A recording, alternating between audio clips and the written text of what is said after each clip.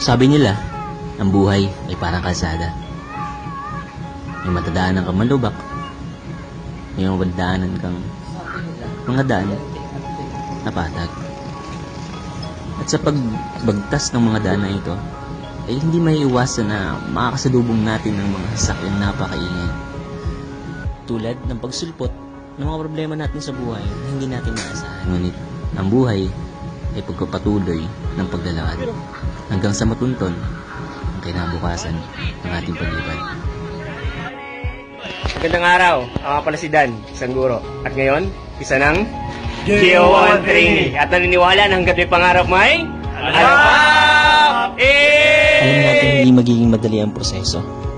Nandyan ang dugot pawis sa paghihirap para makamtan lang ang pangarap mo. Ang mga gabing pagpupuyat, ang mga araw na walang tulog. Pero gusto kong sabihin na pagpatuloy mo lang ang paglalakad kung maaari ikaw ay tumakbo. Dali ng saya, tawanan lang ang problema. Maya-maya, hindi mo na namamalayan, nasa destinasyon ka na pala kung saan mo gustong pumunta. Kaya laban lang. Kaya mo yan.